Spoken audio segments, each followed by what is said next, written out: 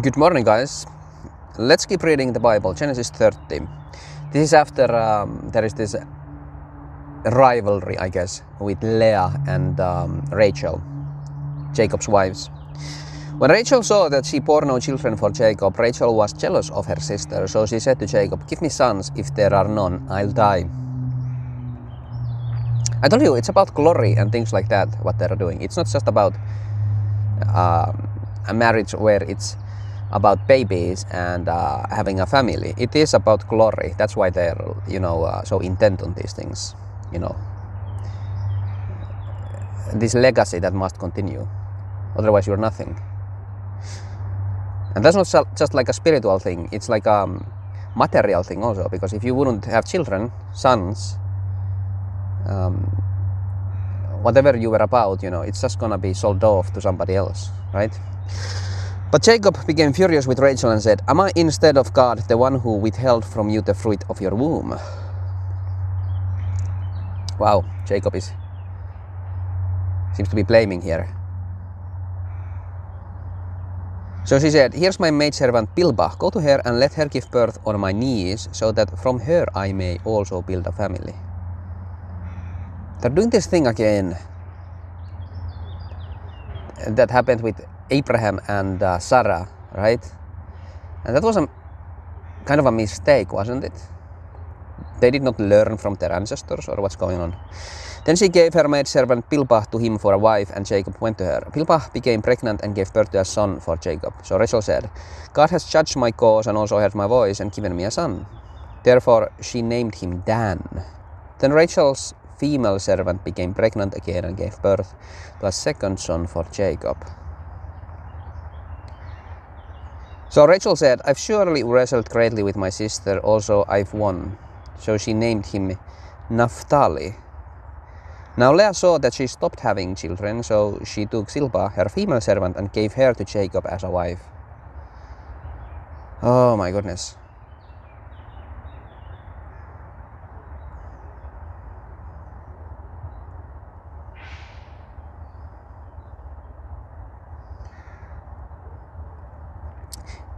There's some kind of a sin here that's like covering things up, because you just read about all this sex and giving servants as, extra wives from the wives.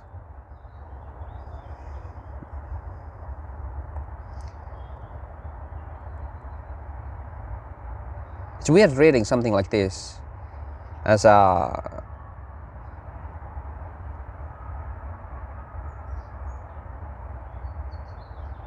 somebody who doesn't have a wife, right?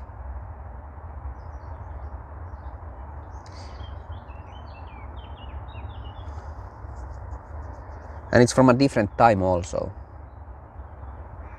Because when I think about wives and husbands, I think about like a family, teaching the child to become, a proper person, a godly child, right? And living like a fulfilling life with your wife that you won't regret. Not even in eternity. Not ever. And these people are doing something different. I have to read this and try to get something out of it. I guess there are many reasons why people, end up together. These are like the patriarchs and matriarchs, I suppose. Like they are creating the tribes. Some kind of a foundation. And if you have a family today, you're not really trying to create a foundation like these people. What are you trying to do? Maybe you're trying to build something on top of it, something that is on solid footing. Like it says that Yeshua is the foundation. Nobody can lay any other kind of foundation. We do something different today, I would hope. Something that's still lasting, but it's not something you have to dig into the ground for, right?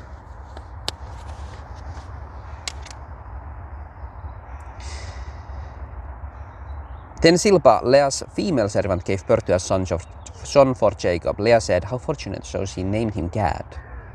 Then Silpah, Leah's female servant, gave birth to a second son for Jacob. Leah said, how happy am I, for daughters have called me happy, so she named him Asher. These women... Ugh.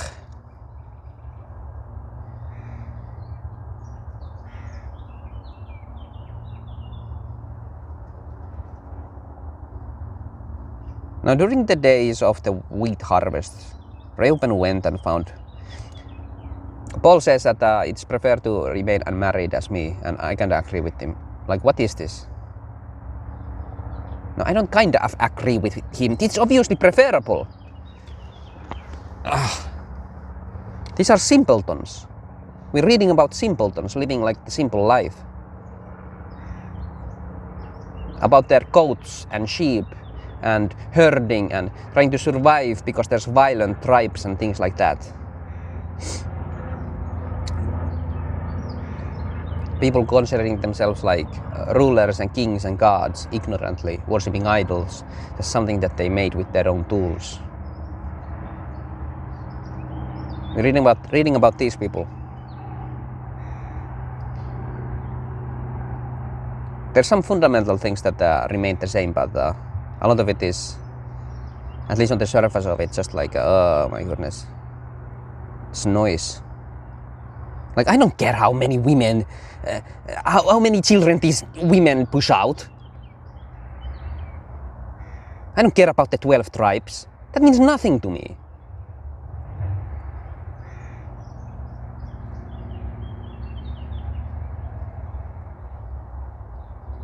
They mean something to God, though, right? I guess that's why we still reading about them today. I can't wait for this story to like progress. When I'm reading the beginning, the Genesis, I just want to skip to the end already. Like, do the thing where you're saying that you're gonna create something new. I don't want to hear about some ancient Jew tribes in the coming days. What's wrong with this camera? I'm getting annoyed. I'm getting annoyed again reading the Bible. I just woke up.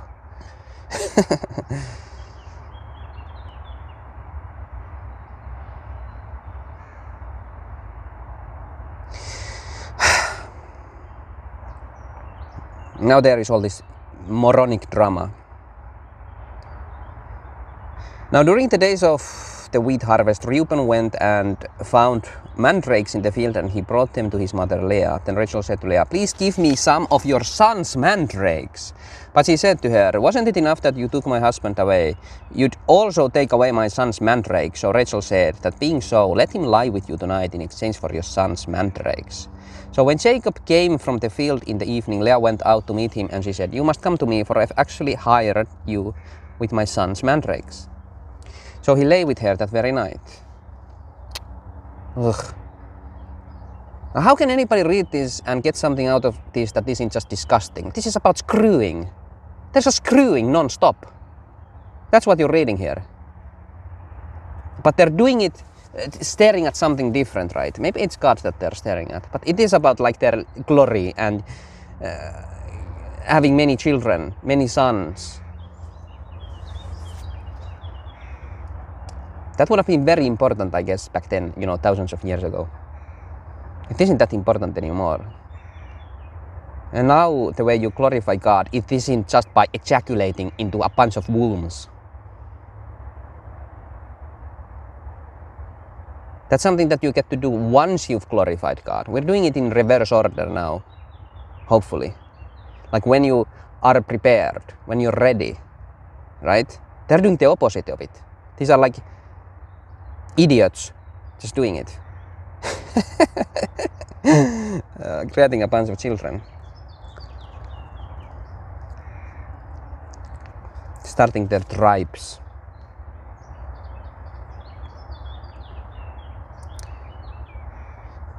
Moreover, God heard Leah, and she became pregnant and gave birth to a fifth son for Jacob. That's so weird that I keep saying that also, like God heard. That's God hearing when a woman gets pregnant from the man. Is the takeaway then that somebody who is barren. That's God not listening. You have all these weird treatments today where people are just trying to get pregnant and they just aren't. Are you telling me that God is actually there, like preventing it from happening? Or is it just with these specific people? That's weird. Leah said, God gave me my reward because I gave my female servant to my husband. Yeah, well, you shouldn't have gotten any kind of reward for that. That is so stupid. What kind of a wife are you? I disagree with this completely. God had better take away that reward and give it to somebody more deserving. What's the matter with you? So she named him Ishachar. What are these names? They always try to tell the story with the names. It's like a big deal to them. Then Leah became pregnant again and gave birth to a sixth son for Jacob. Leah said, God has presented me a good gift. This time my husband will honor me, for I've borne him 6 sons for him. So she named him Zebulun. Afterwards, she gave birth to a daughter and named her Dinah. Then God remembered Rachel, and God listened to her and opened her womb. Then she became pregnant and gave birth to a son. So she said, God has taken away my disgrace. So she named Joseph, saying, may Adonai add another son for me. Okay, great. You got what you wanted. God heard you. Now it was after Rachel gave birth to Joseph that Jacob said to Laban, send me away so that I can go to my place and to my land. Give me my wives and my children for whom I've served you, and let me go, for you yourself know my labor that I've served you. But Laban said to him, if I found favor in your eyes, I've looked for good omens, and Adonai has blessed me because of you. Moreover, he said, name your own price and I'll pay it. Then he said to him, you yourself know how I've served you and how your livestock fared with me. I don't believe anybody has the spirit of truth if they're today reading these stories, especially in the Old Testament, and they don't get almost passionately angry about some of this stuff that you're reading. I don't believe you're reading it in any kind of real sense, the Bible. This is something that should be irksome at least. Why am I even reading about these people? Well, it's God. This is the part of the Bible where God's barely present though.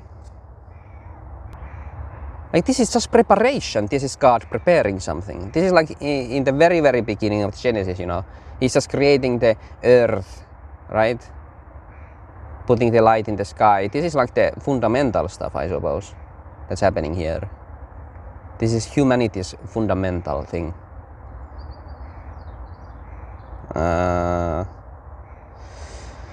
I don't know, now they're talking about the payments and stuff. For you have had very little before I came, and it has been busting at the seams in abundance. So then I blessed you with my every step. So now am I myself going to make something for my household also?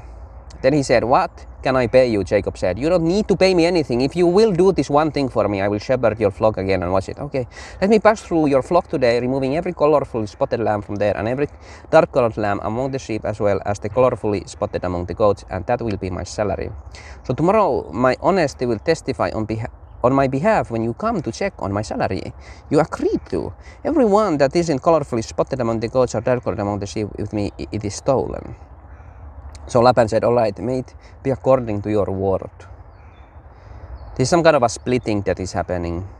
Is he taking the ones that are not white? Is that what it's saying, The black sheep of the family, he's gonna take them. On that day he removed the colorfully stripped and colorfully pilly goats, as well as all the colorfully spotted goats, everyone with white on it. And every dark-colored one among the lambs, and he put them in the hand of his sons. Then he put a 3 days' journey between them and Jacob, while Jacob was shepherding Laban's remaining flocks. But Jacob took fresh white poplar, almond, and plane tree branches, peeled away white stripped sections on them, exposing them wide of the branches. Then he set the branches he had peeled in front of the flocks in the drinking troughs and watering channels where the flocks came to drink. Come to drink, since they were in heat when they came to drink. The flocks mated near the branches, and the flocks gave birth to striped, spotted, and colorful ones. What is this about the color?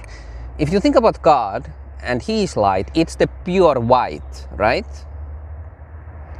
And then when it hits something, like a prism, it becomes like all these different colors. So there's like this diversity and variety. But it's all thanks to the pure white that is God. I guess that's what's happening here. And then the ones who are the color they made here, the sheep are mating, and then they're gonna have their own diversity, right? Maybe that's what it is. Maybe it's like about some kind of a diverse nature of humanity. I don't know. I'm always reading these stories. You have to read them in a way that touches like your own life, your own senses. I think that's a big part of perceiving things spiritually. You're not just doing the material thing. Like this is about sheep shacking now that look a bit different. Like who cares? That's not important. But what does it mean? Like what are the sheep about when you read Bible? Well, they're about the ones who are following the good shepherd, right? Hopefully. Or they're being misled by an evil shepherd, right? The sheep are about people, and they have all these colors about them. They're creating diversity. And they were given as payment to Jacob here. Does God keep the white sheep then? You know? That's kind of what it seems like.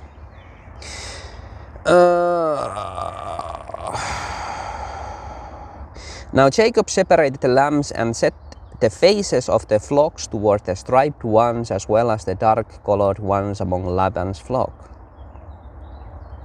Then he set aside the herds for himself and did not put them with Laban's flock. Yeah, so it is some kind of a separation, you know. Sheep from the goat, pretty much. Whenever the strong flocks mated, Jacob put the branches in the watering troughs before the eyes of the flocks to have them mate near the branches. Oh, so he's like selecting now to make, you know, stronger ones. But when the flocks were sickly, he did not put the branches down. So the sickly ones became Laban's and the stronger ones became Jacob's. Man, Jacob is doing some plays here again. And the man grew exceedingly prosperous and had numerous flocks, along with female and male servants, camels and donkeys. I don't remember what happens to Jacob. I don't remember what happens to him in the story. Surely he must be getting punished sometime in the future because of all these trickeries.